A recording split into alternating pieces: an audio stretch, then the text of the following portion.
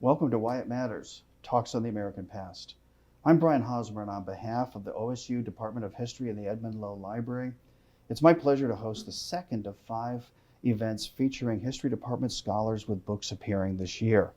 We come to you from the library's beautiful Angie DeBow room, a most appropriate venue for historians deeply engaged in conversations with many audiences. In a moment, I'll introduce tonight's speaker, but first let me say a few words about the series.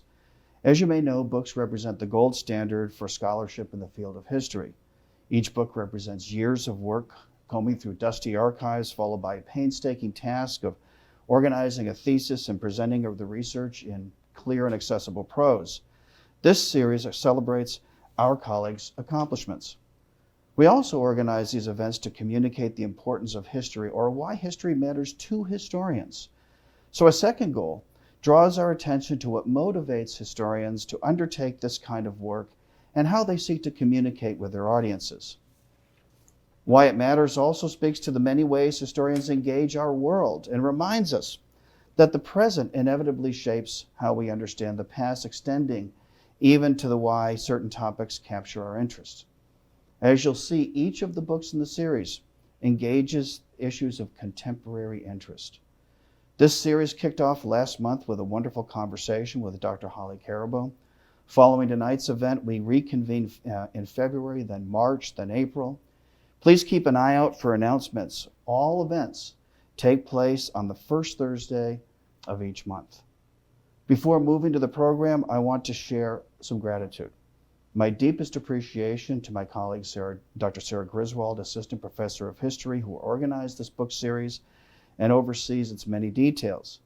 Katana Davis from our department manages social media and publicity. The College of Arts and Sciences supports our program. The production team at OSU Libraries really makes everything happen. Our friends at the OSU Foundation support what we're doing. And finally, a bit of gratitude and remembrance for longtime OSU history professor, Dr. Ron Petrin, who passed away last week, reminding us that as historians, we all stand on the shoulders of our predecessors and learn from our mentors. And so this is an important thing too. Main event. Tonight's featured author is Dr. Laura Arata, Assistant Professor in the Department of History. Dr. Arata received her PhD from Washington State University and is a specialist in public history and the history of race and gender in the American West. Her first book, Race in the Wild West, focuses on 19th and 20th century Montana, as you'll see this afternoon. She also published Terror and Tourism, Lynching Legend in the Montana Vigilantes for the Pacific Northwest Quarterly, among several of her several publications. Dr. Arata is also deeply engaged in what we call public-facing history, or a practice that connects the academic world with various communities. She was co-principal investigator of the Hanford History Project in Richland, Washington, a relationship that continues, and has worked as a consulting historian for the Montana Heritage Commission, among other agencies. Today, Dr. Arata directs our department's renowned public history program. Her many projects include overseeing the installation of an exhibit entitled Savages and Princesses, Persistent Native American Stereotypes, now showing at the Stillwater History Museum at the Shirar. This is a really exciting card and an exciting exhibit, as well as a public history project documenting the history of stained glass windows at Mount Zion AME Church in Tulsa, working in conjunction with the pastor and community of that historic institute located in the heart of the Greenwood District. Dr. Arata is currently researching a biography of James Cooney Johnson of Wewoka, Oklahoma, who may come up in the course of today's conversation, a longer project dealing with memory, family, and identity in the modern West. But those things are in the future. Today, we're going to direct our attention to Race in the Wild West, Sarah Bickford, the Montana Vigilantes, and the Tourism of Decline, 1870 to 1930, published in 2020 by the University of Oklahoma Press. For those of you watching, please enter any questions you have in the chat function, and by some magic I can't explain or understand, they make their way to me, and I will try to relay them to Dr. Arata. So first of all, welcome and congratulations on this wonderful book and accomplishment. Thank you. I'm so excited to talk about Sarah. And like anytime I get a chance to sit down and just talk about what an amazing person she was, it's a good day for me. Excellent. So we're going to have a good Thursday. It is going to be good. So let me just kick things off then. We've got a series of things that we want to talk to, a little bit of time. And I like to begin with this sort of idea of where these stories come from or where these books come from. So every book essentially has its own origin story, right? How these things come about. So let's begin with that. How did you come across this story, this person? Why did it appeal to you? It's such a great story too, because I wasn't looking for it when I found it. So I started graduate school in, I want to say 2007. And I had no idea what public history was. And I didn't really have any aspirations of getting a PhD or continuing on to that level. I just wanted to earn a master's degree and call it good. And my first year of grad school, I was invited to go to this field school that our department was having in Virginia City. And so it was this very organic process of going to Virginia City, Montana, and exploring around and trying to figure out, what that was about, what that place had been like. And I happened to walk into this building and see this little framed, one 8.5 by 11 sheet of paper on the wall that talked about this building used to be owned by an African-American woman. Her name was Sarah, and this is everything we know about her on this one half sheet of paper.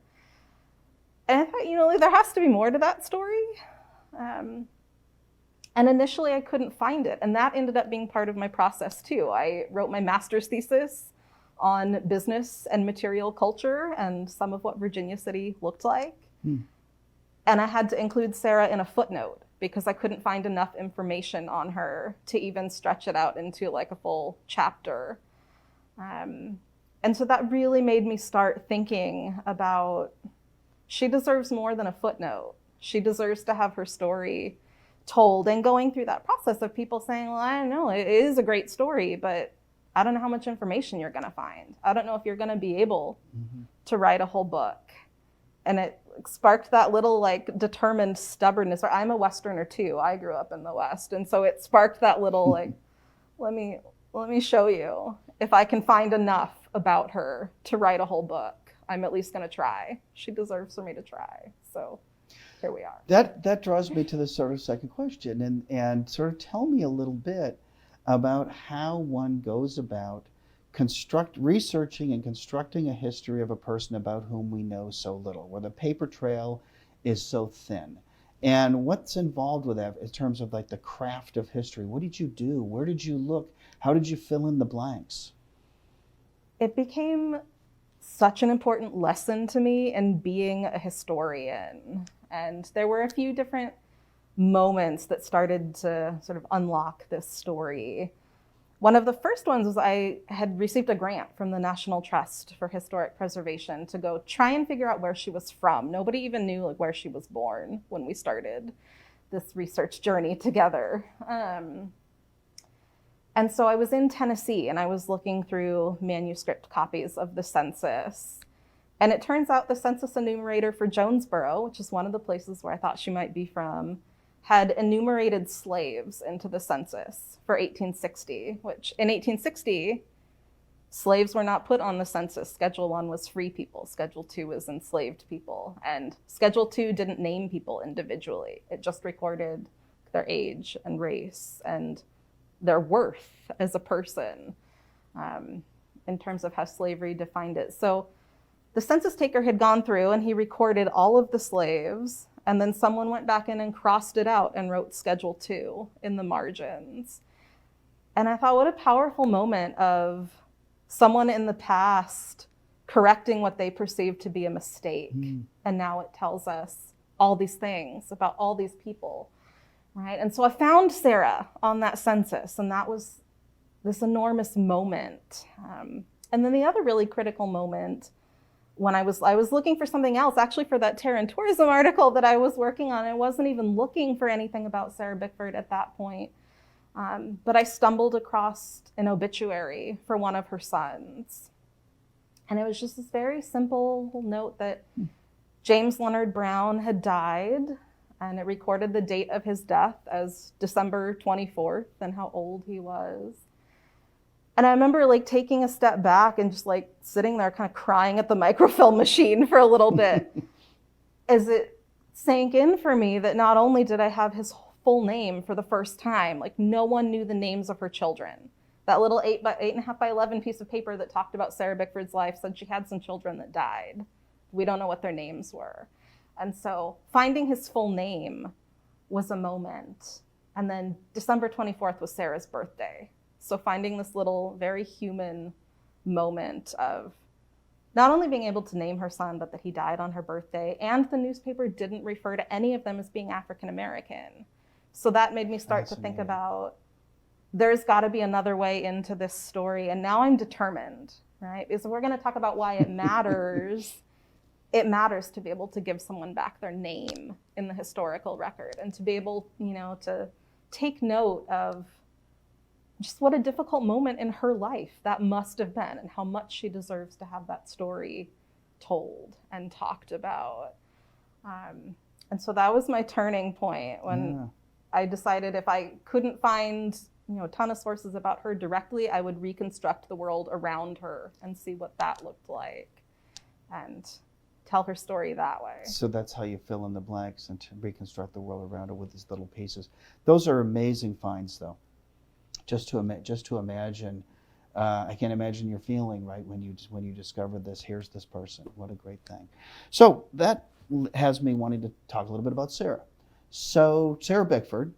And you mentioned Tennessee, and we've talked about Virginia City and a little tiny card that says she had children who died. So maybe you can just quickly kind of walk us through the chronology of her life, where she's from, how she ends up in Virginia City, and just sort of other little details so we can get a sense of who was this person. She really does have a fascinating life.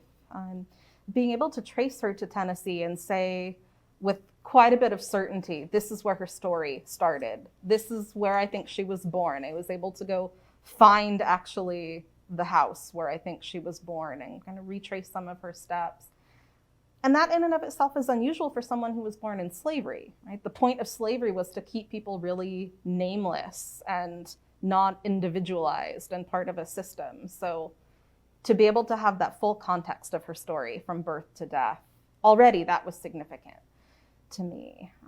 So she was born right before the Civil War. The area where she lived was occupied by the Union pretty early, so she would have experienced a lot of the hardships of the Civil War through that. Her owner died midway through the Civil War, and so she would have waited a couple more years to be fully granted her freedom. And then she went to Knoxville for a little bit. So she lived in Knoxville for a few years.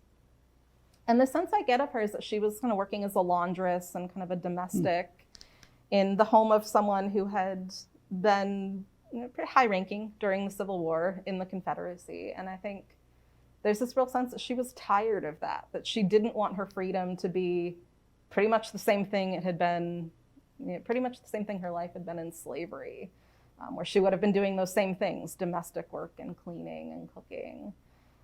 So she has a chance. There's an associate justice who's appointed to the Montana Supreme Court, and he needed someone to come along and care for his children on this, what still would have been a really hard journey to the West in 1870. They left in the middle of winter, so they would have been taking sleighs and sleds and like literally sledding across the country. In 1870, she walks onto these frozen streets in Virginia City in 1871, and she'll spend the rest of her life in this little town. So she's very much a pioneer in that sense. In 1870, that's still a time when people are traveling west. There's still a frontier that Americans are envisioning themselves pushing into and displacing Native people as they go, and all these, right, different meeting places of people that are happening throughout the West. So I think it's really important to note in her story, she gets to experience a lot of that. A really difficult journey west before there's really a transcontinental railroad that she would have been able, right, to take. It certainly wasn't into Montana quite yet at that point. And just all those various hardships, living in a really isolated rural place in right? With still very much the times of the Wild West. And so she ends up in Virginia City. In 1871, and she will stay there. Stay there for the remainder of her of life. And when the remainder of her life, and she died? She died in 1931, so Yeah. it's over 60 years. It's a long time. Over 60 years. And that judge didn't last very long. Like, he ends up leaving Montana a few months after that, but His story just goes somewhere else. That's an amazing thing to think about, right? And just the contingency of history, right? How did these things happen? Mm-hmm. The role of chance in some ways, I suppose. So we're going to come back to Sarah in a little bit. But first, I'd like to turn our attention to Virginia City. And the subtitle of your book references Montana Vigilantes. Who were they, and what did they do to make it into your book's title? It's been such an evolving, like, it's been the source of many jokes, because I really thought when I started writing this book that they would be sort of a coda at the end of, I knew she had some connection to this building that had a vigilante history, because I had stood in this building, right? That's where I had discovered Sarah Bickford. But the sort of prevailing history of her was always that, well, she bought the building really late, and that, you know, then it becomes a tourist attraction. No one had put that together, that she's an integral part of saving their story. So then it just like gradually turned into, as I did more research and as I started realizing how central she had been in saving that story, then I joke about this, and the vigilantes took over the narrative of my book, the way they take over everything else. You can't get away from them if you're gonna visit any of that part of Montana. And they're a fascinating story. So in 1863, as we're getting into the winter, Virginia City is only a few months old. There's not a lot of, right, what white Americans would recognize as very settled places. In Montana, it's still very much considered a wilderness. And it seems like there's a lot of crime. There's a lot of highway robberies that are happening, and stagecoach holdups and wagon train robberies, and all those things you think of as like fascinating parts of the Wild West, right? And then there's some murders that happened, and the sort of turning point is when a bunch of residents of Virginia City discover the frozen body of this young German immigrant that everybody liked. His name was Nicholas Tybalt, and he'd been murdered and then had a noose put around him. He's dragged behind a horse for quite a ways, and the story is that his hands are still like clenching clumps of sagebrush and earth where he's been dragged across the ground before he's kind of dumped. And that's a turning point where a bunch of men get together and like, you know, this is enough. There's been enough violence and robbery and lawlessness. People are suspicious that like the sheriff is involved in this, and he's commanding this vicious, bloodthirsty gang of road agents that are swarming all the trails leading into Virginia City. But really famously, Congress had like created Montana Territory, but then the Civil War is going on. So Congress kind of has some other things to worry about, and they sort of forget that it might need a criminal code. It might need some things to like maintain the peace. And so the vigilantes get together and like, well, if we can't have law and order, we'll find a way to make order without law. And so they just start lynching people. Anyone that they think might be guilty of holdups or highway robbery or murder. They lynched 22 people in 37 days. It's one of the bloodiest single lynching sprees in American history. And in a really famous case, they lynched the sheriff, like get him out of the way pretty quickly, and some of his deputies. And then they lynched 5 people side by side in an unfinished building on Main Street in Virginia City. And that becomes the genesis of all of these fantastic stories about the vigilantes doing that very quintessentially American frontier thing, right? Forcing there to be a kind of civilized town carved out of the wilderness, despite all these other forces that are not helping their cause. And you know, we love those stories like that in Western history. They are fundamental to it. Yeah, I want to return to the question of vigilantes and the way we think about the West, right? So there's the action on the ground, and then there's sort of the imagination part of it. But before I do, I want to do a couple things. First of all, I want to remind everybody, or those of you who are tuning in right now, that this is Why It Matters, Stories of the American Past with Dr. Laura Arata, and we're talking about her wonderful book, Race in the Wild West. If you have any questions, please enter them in the chat. And in fact, with that in mind, I'm going to refer to a couple of questions. There are two questions that are in the same kind of realm, so I'm going to try to combine them. Question: historians feel a real responsibility to get the story right or accurate, regardless of what they study. But the stakes seem even higher when focusing so much on a person's life. How do you grapple with this? And in some sense, this relates to a second question, which is, how do you keep a critical distance from a historical protagonist when you feel so protective and admiring of that person? So they're related to this, right, sort of kind of distance and the responsibility that we feel toward historical figures that we study. It's such a great question. It's something we're constantly wrestling with as historians, right? And for a long time, there was that attitude of you need to keep a certain amount of distance from your subjects. And I think we're getting away from that a little bit now. We're recognizing a little bit more as a profession that it's okay to care passionately about the things we study, and that can make for better history. We need both, right? We need that balance of both of those avenues of doing history. But that was something that I really had to just accept early on. I remember having a very early meeting with one of my dissertation advisors when I had pronounced I was committed to this, and no matter how long it took, I was going to write about Sarah Bickford, and that was going to be my topic. And I will never forget her saying, I can tell you really care about her, and that's okay.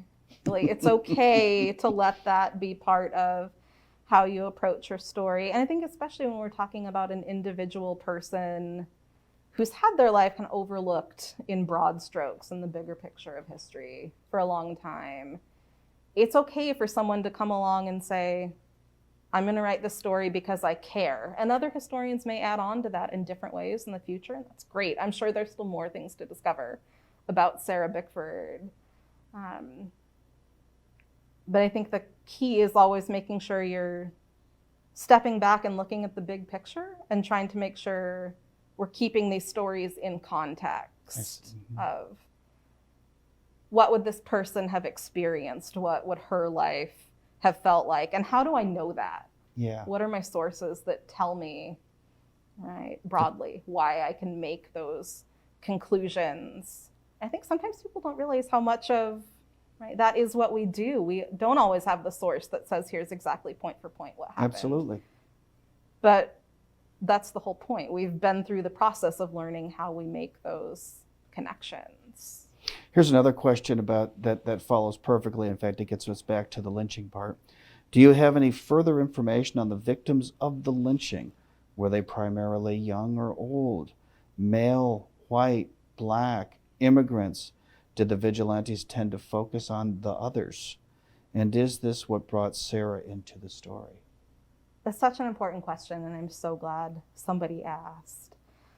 This is a crucial part of vigilante legend, and oddly, it's part of the reason the title is Race and the Wild West, because I'm trying to capture this bigger picture. The vigilantes only have one, that we know of, non-white victim.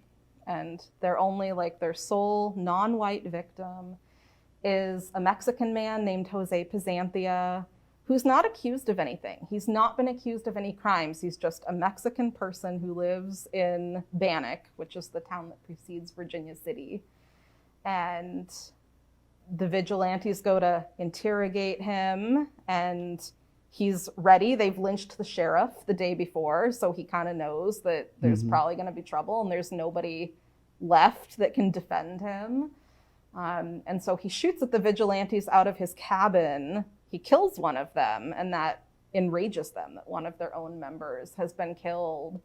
So they go retrieve a mountain howitzer and fire shells into his cabin until it collapses. They drag his body out. He's still alive at this point. So they string him up a pole, and they stand around firing bullets into him until he's really dead. And then they throw his remains onto the remains of his cabin. They light it all on fire. And the next day, it's a really famous story. There's some prostitutes who allegedly are caught panning out the ashes to see if he had gold hidden in his cabin.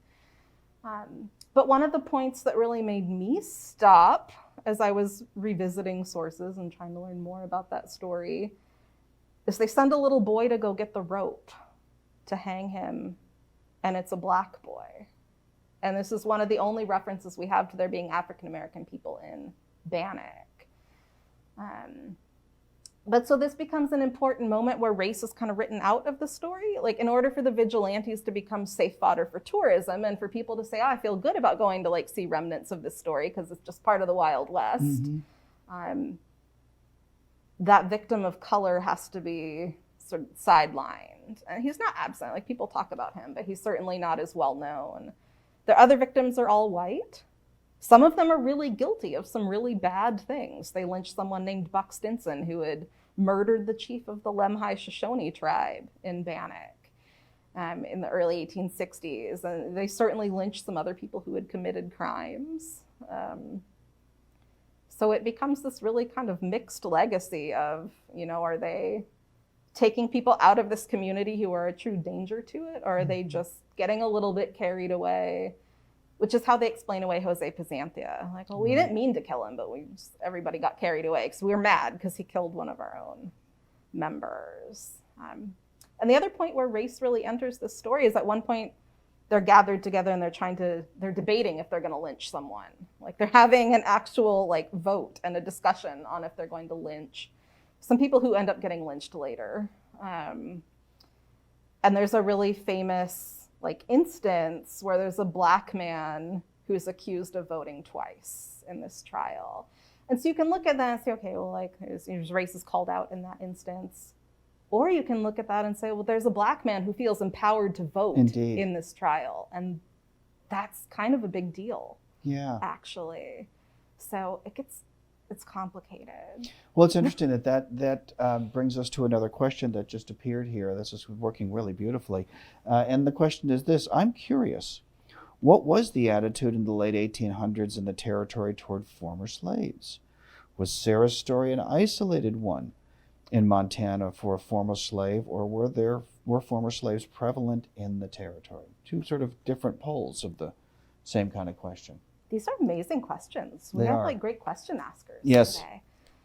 There's others like Sarah, and I think this is really important to this story. For a long time, the history of Montana and like the West more broadly, the prevailing attitude is, well, there aren't a lot of Black people there. So it's going to be really hard to write a comprehensive history of that because just the numbers are small. It'll be hard to find these individual stories. But just in Virginia City alone, there's at least 3 or 4 individuals who had been slaves in places like Tennessee or Virginia, who ended up in Montana and have families there. And there's a couple that live there almost as long as Sarah does. So it's not uncommon. At least it's not as uncommon as it might seem if you pick up a book about Montana's early history. Well, that draws me back to this concept of where we're speaking about concrete events, and then we're putting them, or you put them alongside ideas about the West. And so one of the things that really runs through your book is this question of the Wild West, the idea of the Wild West, the idea of the frontier, and how that intersects with the story, not only on the ground, but in the way that it's received or not. And so maybe you can tell us a little bit about the basic features of this West of the imagination and why that matters to your story. It's such a fundamentally American idea, right? That of white American settlers pushing out into these spaces that are in the imagination, wild and unsettled, and need to be conquered and civilized and made, right, part of the body politic of the United States. And I really wanted to capture that Sarah's part of that process too. Like, there's been a lot of other, speaking of standing on the shoulders of other historians, right? There's been a lot of incredible work about African-American pioneers and African-Americans on these overland trails and moving into these spaces. And we're starting to get so much better at acknowledging that there are people living there already, right? Native people, for example, one big example, have their own ideas about what their spaces look like and what they mean. And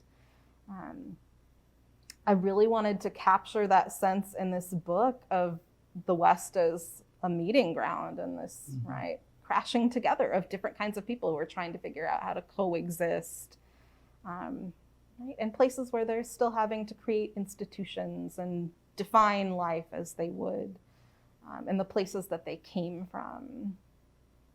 But just that core idea of moving out into a place and forcing it to become settled and forcing it to become a civilized part of the United States. It really doesn't get more fundamentally American than that. It is, right. It's a core thread of our identity as a country. It's a core thread, and yet it reveals and obscures all at the same time. And so your book is really thinking about that. So when we think about the West of the imagination, there are people in that picture that we can recognize from films and TV shows, and then there are people who aren't in that picture. So let's maybe come back and think about what it means or meant to you to read the story of Virginia City and Sarah Bickford through this idea of the West, the Wild West, the frontier, as you so wonderfully just described, this mental framework, right? Or a cultural touchstone even for us, right? It gets really fascinating, and this has always been one of the sort of pillars in the back of my mind of, you know, what are kind of the core concepts in trying to tell Sarah's story this way. It's taken us a long time, honestly, to get to this point where it's just a very simple concept. African-American history is American history. It's as simple as that. We're getting much better at trying to recognize ways in which race complicates a lot of our, you know, oldest and most treasured stories. And so to me, it was this really profound moment of trying to reckon with how looking at this very just so quintessentially American story, right, of a mining boomtown and shootouts in the streets and lawmen and outlaws and gunfights and stagecoach robberies and all of those things that have been defined for so long as being done by white men. And if you step back and really take a second to think about, it's the same story, right? It's a fascinating story. The vigilantes in and of themselves are a really good story. There's a reason we're still talking about them. But part of why we have that story is because of this woman and because of the things she thought were important to save. Virginia City is not thinking about saving this building during her lifetime. They're ready to tear it down and build a nice big hotel at the moment when she comes in and purchases it. So it's giving us that lens of it's the same history viewed through a different perspective. That's fascinating, right? The same story, but told from the standpoint of somebody that you don't expect to have been there. You're watching Why It Matters, Stories of the American Past with Dr. Laura Arata, and we're talking about her wonderful book, Race in the Wild West. As a reminder, there are questions. You can pose some questions on the chat, so please do so, and they'll make their way to me. And we'll sort of keep this conversation going. I have a question from the chat right now, and it goes like this. You deal with some traumatic events and violence. We've talked quite a bit about violence already in your research. Can you tell us a little about the impact for you of working with archival materials on such events? That's a whole question of historians working with violence. Yeah, that's such a profoundly important question, too. And I mean, for me, I guess it was a bigger process of kind of self-discovery that is uncomfortable, but I think it's super important that we talk about it and acknowledge.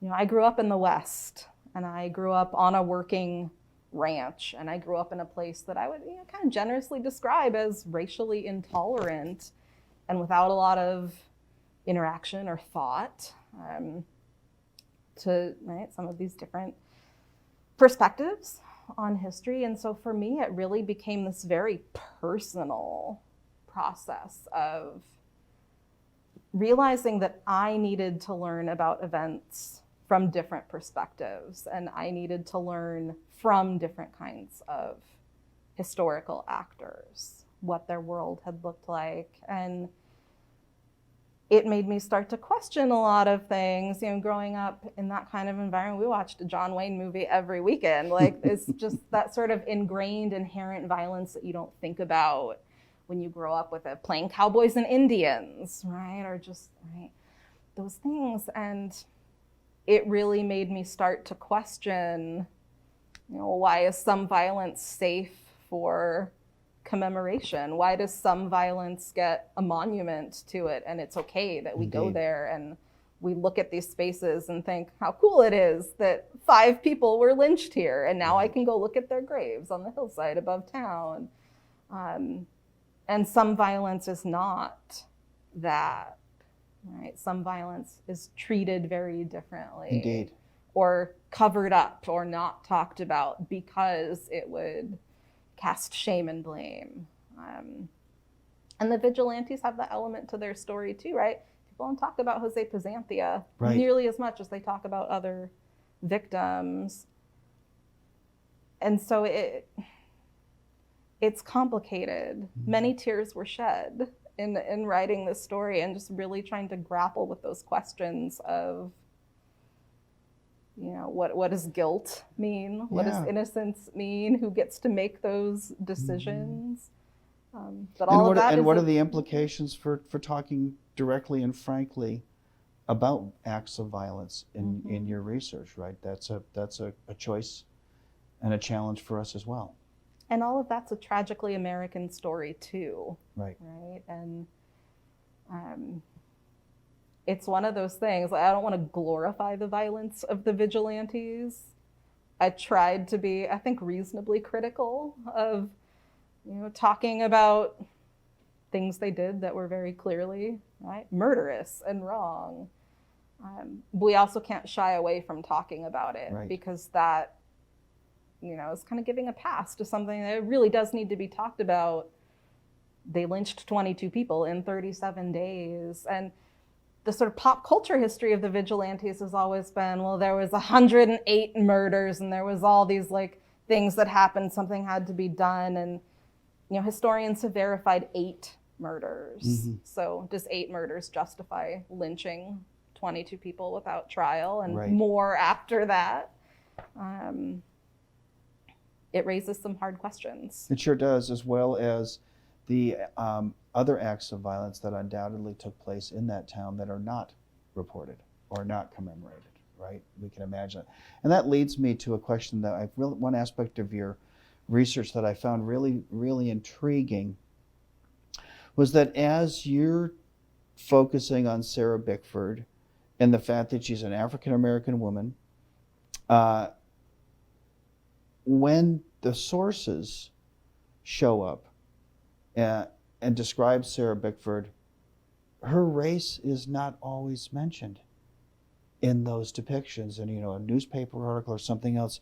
Tell us a little bit about that, because I think we have this whole idea of race as a constant or as a constant feature, and yet in this story, it's certainly there. People know who she is, and yet at certain points in time, it's seemingly unimportant to the story that's being told at a particular moment.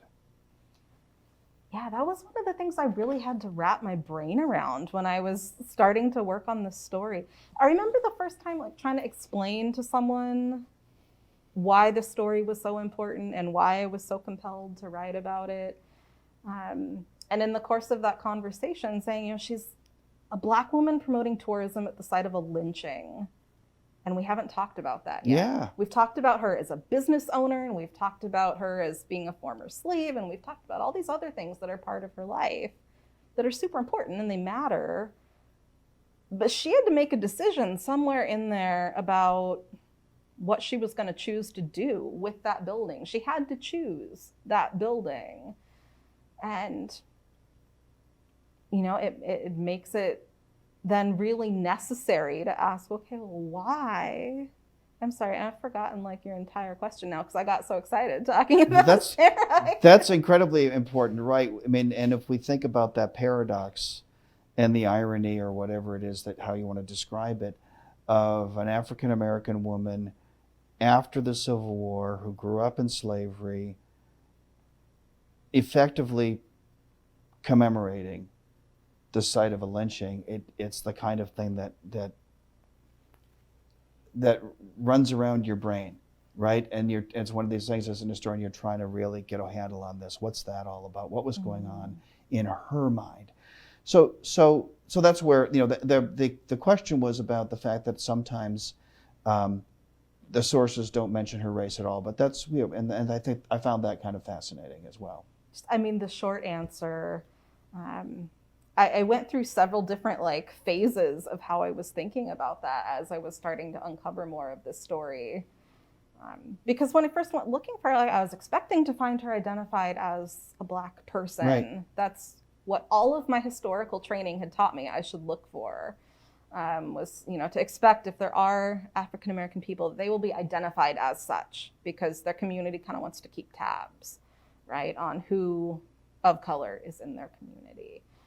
And so when I didn't find that in the sources, I had to step back and say, okay, well then why? Again, why are they not talking about this? And so the conclusion that I came to is not that race didn't matter. It's just we can take for granted now from our perspective that race mattered. But people are thinking about it in their own time, right? Her contemporaries are thinking about it in their own time. And race is not a fixed category. Race changes, race adapts. How people think about it adapts. And I think for people in Virginia City, like they didn't need to mention her race. They knew she was a Black person. People in other communities always make sure to mention her race when they're writing about her. So that's really interesting. It makes me wonder if there's more of these stories out there in the West where we do know quite a bit about people. We just are not aware that they're people of color. Exactly. Because we haven't made that connection yet. So one other aspect of Sarah's life that's really interesting and intersects with important themes in American history or American culture is entrepreneurialism. So she runs a business for a long time. And again, right, we have vigilantes and we have the Wild West and we have all these sorts of things and we have traveling cross country to get to this place, all these various themes. And you also have a small business owner. So tell us a little bit about Sarah Bickford, the entrepreneur. And not just a small business owner, right? Like this needs to be, you know, front and center as well. She runs a public utilities company.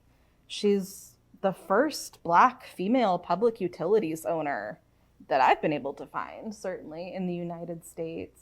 And that's only one aspect of her, right, entrepreneurial spirit, if we want to call it that. When she first shows up in Virginia City, she runs several different restaurants and boarding houses, which is pretty common for African-American women in the West. There's a lot of good indications that even when her husband buys the water company, she's probably the one running it for a lot of that time because he's off mining and doing other things. He's not always in Virginia City, but she is. There's stories about her. She raises poultry and fruits and vegetables, and she's always selling those farm products. There's another good case of why it's race in the Wild West. She raises ducks and she sells them to the Chinese community in Virginia City. And so she's very clearly thinking about, right, her business options for that. And she's very aware, right, that she's in this unique position. She talks about it a couple of times, that I'm well aware I'm the only person of my race who's doing this in the West. And I think she doesn't get enough credit for how difficult that was. Virginia City is a place in decline. It's getting harder and harder. And even other basic services are not sustainable. Like Virginia City gets telephone lines at one point and then has to close down their telephone company because they can't find anybody who's willing to put in enough money to maintain the equipment to keep their telephones working. And there's all those kinds of stories, but then everybody in this town has to go through Sarah if they want water. Incredible. And she has all these contentious moments with the city council and customers, and where she really has to navigate all kinds of things, financial issues and construction issues and engineering issues, but also resentments. Mm-hmm. That's one of the really powerful stories of the end of her life that I've tried to capture in the book. So there's a white state senator who's living in town, and he's basically trying to bully her. Like, he keeps going there and saying, I want special treatment. I want you to give me this direct connection to my house with my water line. I want better water pressure. You're going to do all these things. And she flat out, there's very few cases where we have her words, like her actual typed direct statements. And her words are, well, I'm not going to do that for you, because we aim to treat everybody the same here. And then if you step back a second, like, this guy is the son of a slave owner. Like, his family fought for the Confederacy in the Civil War. These are connections I think Sarah would have been aware of, because he's very vocal about them. Indeed. And so you just imagine what that moment must have been like for her to say, I'm not going to do this. You're not going to bully me. You're not going to get special treatment from me. And there's another great clip from her in a letter where she literally writes a letter to him. It's like, you said you're not satisfied with the water service, and that's fine. I can come take it out anytime. Like, bring it on. And you know, that's a powerful statement. It is. I just really like that part of it. And her entrepreneurialism is what brings her, you know, from or with the public utility to tourism. And so maybe tell us a little bit about Sarah Bickford and the tourism of decline. So it's such a fascinating part of her story. There was a lot of questions when I started this research about, did she just kind of happen to have a space in this building? When did she purchase this building? There's all these questions that there were pretty clear answers actually in the historical record for. But in the 1920s, as automobile tourism is really starting to take off right after World War I, she gets an idea that she'll open a rest stop for ladies, because there's all these tourists who are coming through to go to Yellowstone. And by that point, Virginia City has gotten pretty small. I mean, it's definitely reached, you know, a point of decline. And if she's going to open up this rest stop for women, the women who are going to be stopping there are white, middle class, right, respectable families that are traveling through on their way to visit places.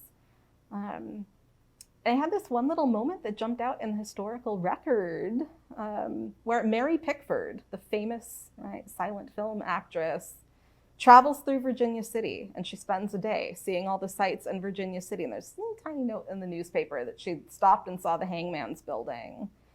And that's one pretty incredible story. Like, Sarah Bickford's the person who would have been there. She must have crossed paths with her if they're both in this building.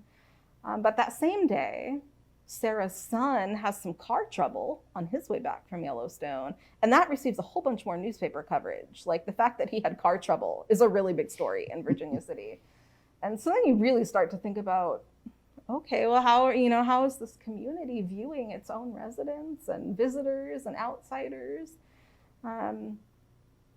But she definitely has moments of agency where the beam on which the vigilantes lynch 5 men has been covered up for a long time when Sarah takes over this building, and she chooses to put in a trap door so she can open this up so people can see it. And she chooses, there's a famous story that she sells little pieces of rope and is like, here, this is part of the original vigilantes rope. And you know, that's a pretty entrepreneurial spirit, really. For vigilantes kitsch is everywhere today, but she's kind of the originator of that, of selling those little pieces of tourism.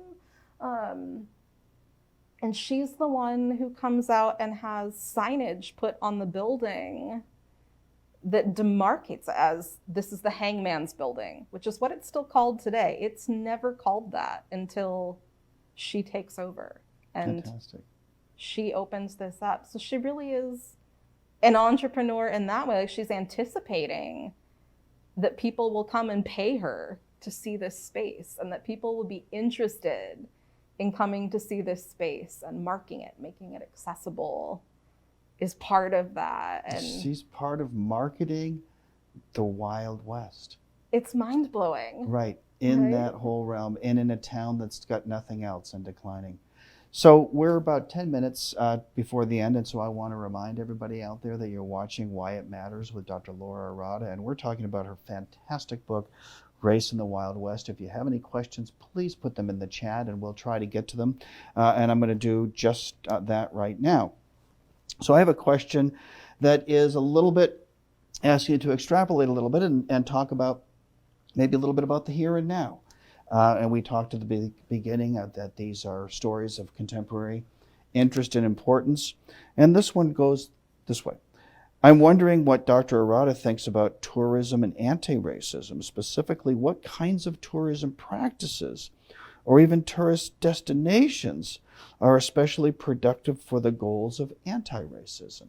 And we see a lot of this now, right? This notion of commemoration is really something that's incredibly important. It relates directly to kind of the work of Sarah Bickford. Yeah, I don't think we can answer that whole question in 10 minutes. That needs to be its own whole talk, right? So important. I guess the first place I would start is it's not a new issue that we're grappling with. In the 1960s, for example, there's a guidebook that is printed of different sites of interest for African-American tourists that includes Montana. And the author of that book doesn't mention her by name. He makes it a point to note there's a water company in this town that was owned by African-American people.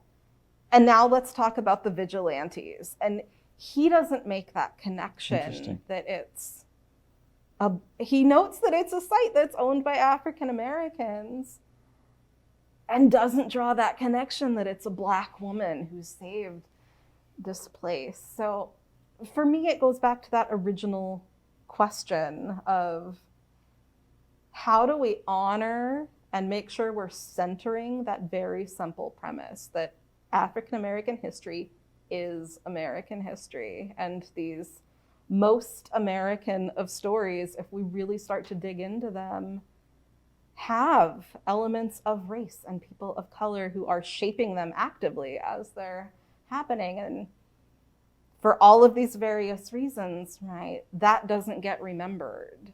And just starting to unravel that and talk openly about the way race has shaped what we honor and what we commemorate and what has been chosen, right, for that honor and commemoration. I could go on. That's an enormous topic, right? And as you say, sort of another talk. We'll do this next week. We'll have you back. So we'll talk about commemoration and anti-racism and sort of the active notion. But there are a few other questions in here from the chat that are really great and of different types. So we're going to try to walk through a few of these things. And one of them comes from Stephen and Julie Hofstetter, who ask, what advice would you give a student who wants to use a singular story as a tool for researching a broader subject? So that's a great question that's central to your book. Yeah, it's a wonderful question. My advice is always go for it. History encompasses all different kinds of writing about the past. We need those broad stroke stories. We need those big studies.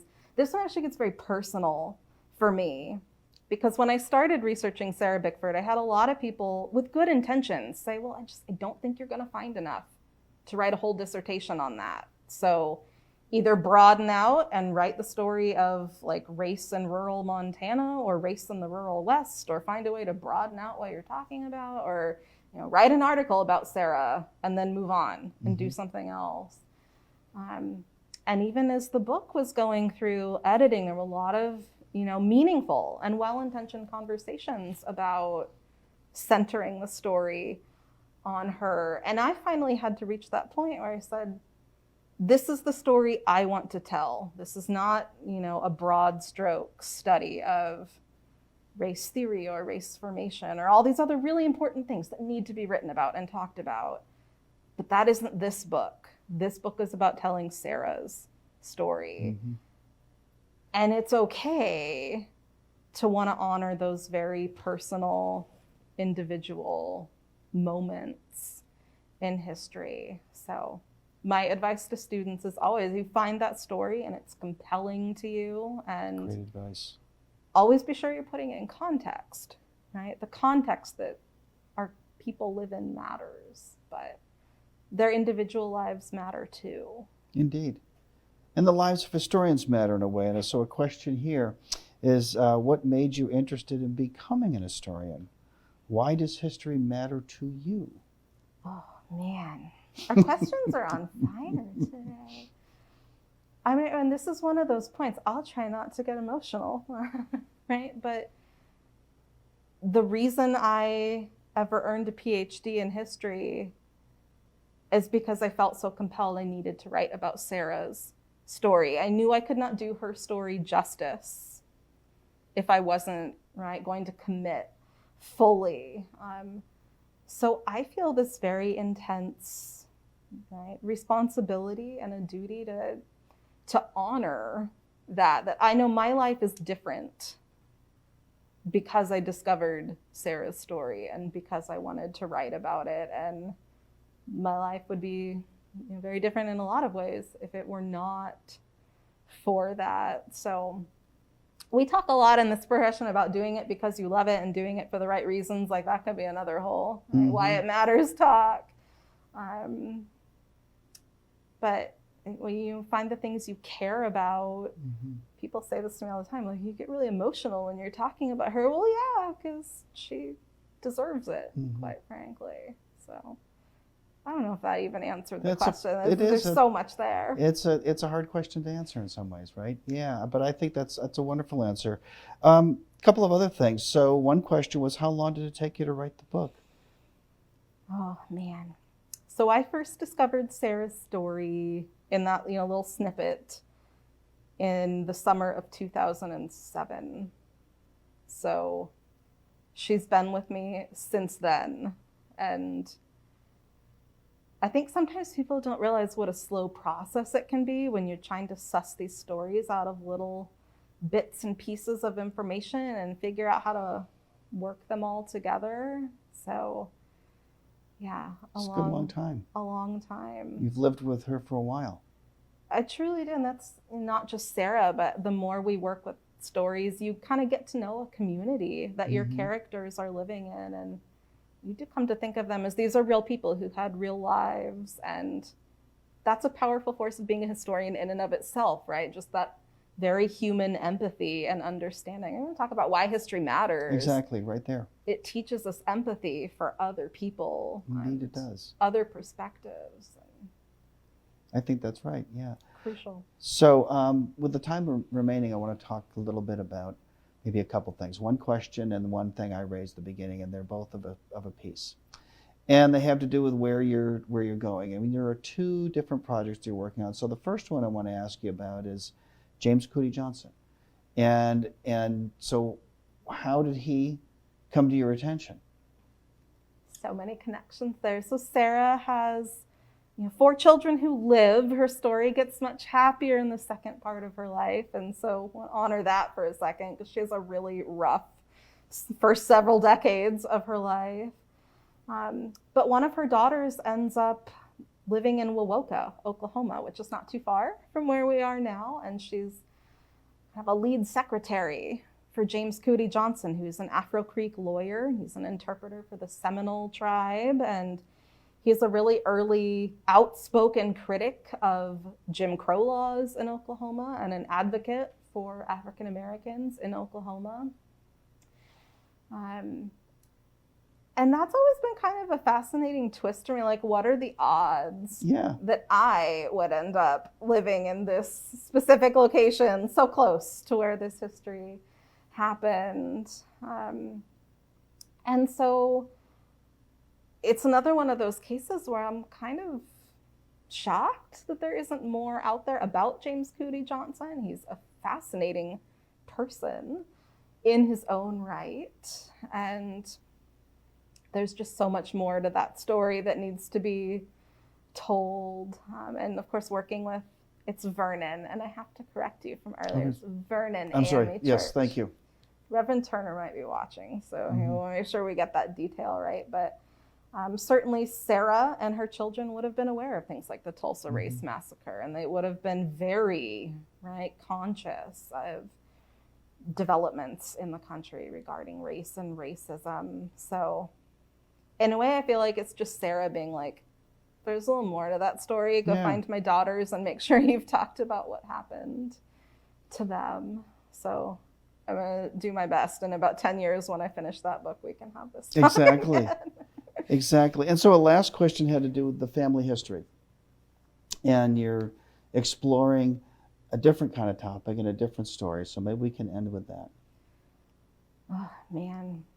Yeah, it's been one of those, I mean, I've talked about this already a little bit. Like, I grew up in the West. I consider myself a Westerner, and have just become really conscious in the last few years of how that shaped me and shaped me as a historian, and how where I came from shaped how I saw the world growing up. So I've been very conscious of this process of how we make history and how we leave sources behind and how documents are created in my own life for the last several years. My father died, and I've been really involved in this complicated process as a result of that. And so we talked a little bit about responsibility and historians' responsibility to the past.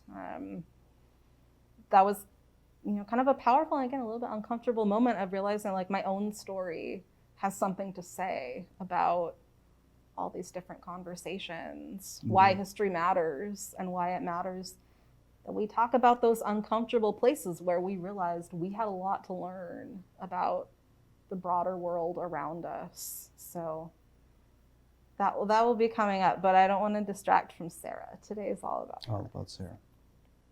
Well, thank you so much. That was really a wonderful conversation, and congratulations on the book. And I also want to remind everybody that we take a little bit of a hiatus, and then in a month, on February 4th, 4 to 5 p.m., we're going to be discussing $1 Million Barrage, American Field Artillery, and the Great War by Dr. Justin Prince.